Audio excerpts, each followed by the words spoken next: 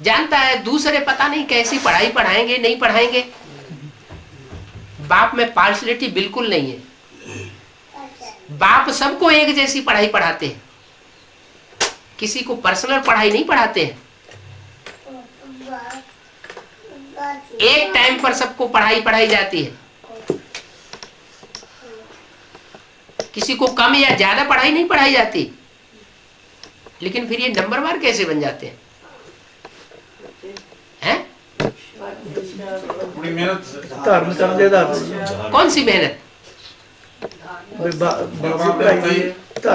अब मुरली के ऊपर कोई ध्यान देते हैं, कोई नहीं देते। बाप की पढ़ाई के ऊपर किसी ने ज्यादा ध्यान दिया और किसी ने ध्यान दिया ही नहीं। देखो 51, 50, 51 से मुरलियां निकलती चली आई, छपती चली आई और 68 तक छपी, जब तक ब्रह्मा बाबा जीवित रहे।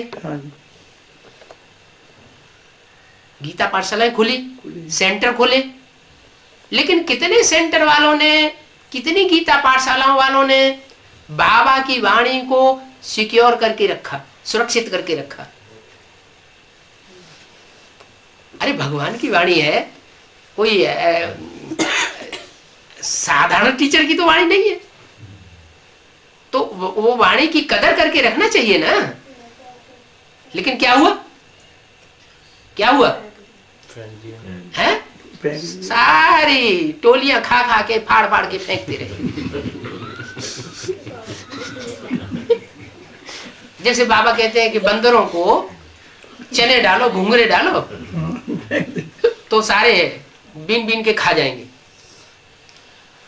और उनको हीरे मोती रतन डाल दो तो देखेंगे बिलांग फेंक देंगे। खाने जो गली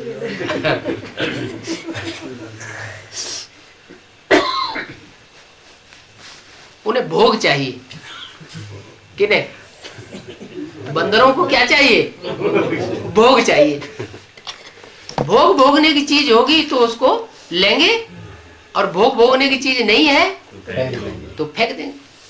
ऐसे ही यहाँ भी 51 से लेकर के 68 जो मुरली चली, उस मुरली का जिन्होंने वैल्यू दी, और वैल्यू भी एक तरह की नहीं होती है। एक तो चीज है उठा के रख ली, लाकर में डाल दी, और जिंदगी भर लाकर में ही पड़ी रही, किसी के काम नहीं आई, तो कोई फायदा नहीं। जैसे जालंधर के जनकराज जी हैं, क्या जनकराज, एक गीता पाठशाला पुरानी चल रही थी उनकी, अब पता नहीं जिंदा है या नहीं है, जिंदा है अभी। तो उनसे, क्योंकि माउंट आबू में तो मुरलियों का स्टॉक रखा नहीं गया था, तो जब 1-2 साल का जो बचा हुआ स्टॉक रहा हुआ था वो पूरा हो गया, तो 72-73 में मुरलियों की मांग की गई ऑल इंडिया से, गीता पाठशालाओं से, सेंटर वालों से। तो देने वालों ने दी, न देने वालों ने नहीं दी। जनकराज से कुमार का दादी ने वो स्टॉक मांगा, उन्होंने इनकार कर दिया, नहीं दिया स्टॉक। उसके बाद सन 76 में एडवांस पार्टी शुरू हुई। 78 में उनके घर बाबा गया और कहा कि पुराना स्टॉक हमने सुना आपके पास रखा हुआ है, आप देंगे तो सबका कल्याण होगा। तो कहा बताओ पहले क्या बात सुना रहे हैं आप। तो उन्हें जो बात सबको संदेश दिया जा रहा था उनको भी दिया।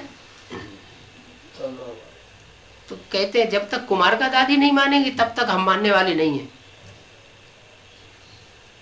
और हमने तो मुरलियां हमारे पास पड़ी हुई हैं, पूरा स्टॉक पड़ा है, लेकिन हमने तो कुमार का दादी को भी नहीं दिया और नहीं दिया। अब उस स्टॉक का क्या हुआ अभी तक है?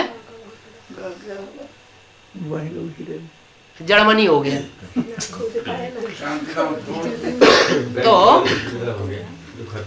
तो चीज न खुद खर्च करना और न दूसरों को खर्च करने देना, तो सूम का धन हो गया, सूम का धन हो गया, उस धन से कोई फायदा नहीं है, जड़मनी हो गया। जर्मनी वालों ने भी ऐसे ही किया क्या?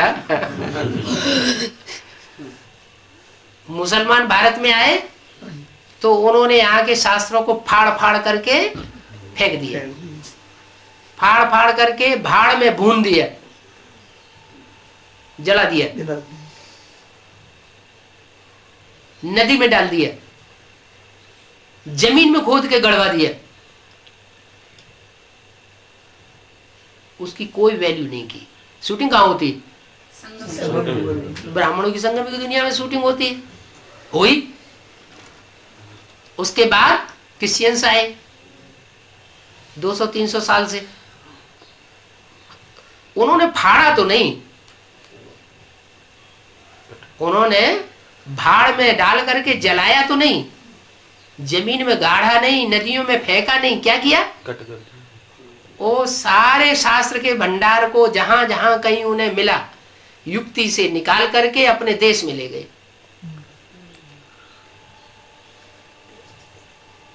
और देश में ले जा करके वहां ग्रंथागार में, पुस्तकालय में नहीं, ग्रंथागार जहां उनका स्टॉक था वहां डाल दिया और उसको अपने तरीके से उसकी स्टडी की।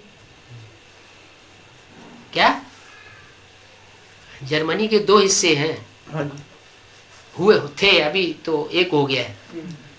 एक हिस्सा था पहले रूस की तरफ और एक हिस्सा था ये क्रिश्चियंस जो क्राइस्ट को मानते हैं उनकी तरफ। तो ये क्रिश्चियंस के 2 हिस्से थे, एक साकार को मानने वाले थे धर्मपिता को, और एक साकार को श्रद्धा न रखने वाले।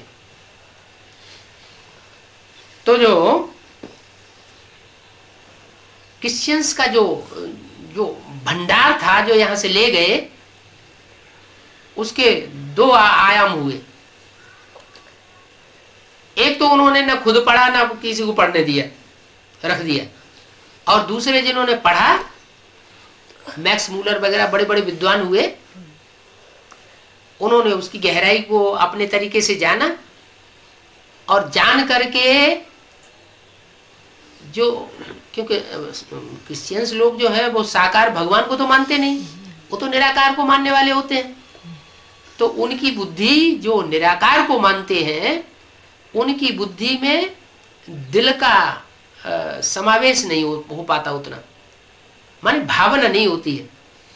भावना न होने की वजह से उन्होंने जो उसका अर्थ लगाया वो ऐसा अर्थ लगाया कि महाभारत काल में, पहले प्राचीन काल में ऐसे आग्नेयास्त्र हुए थे, तो हम क्यों नहीं ऐसे आग्नेयास्त्र बना सकते?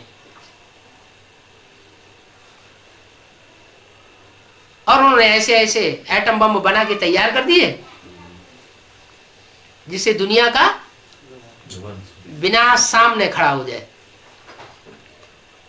दबाव देने की। दुनिया के ऊपर दबाव देने के लिए कि हमारी बात मानो तो ठीक है, अगर नहीं मानोगे तो हम सारी दुनिया को भून के रख देंगे।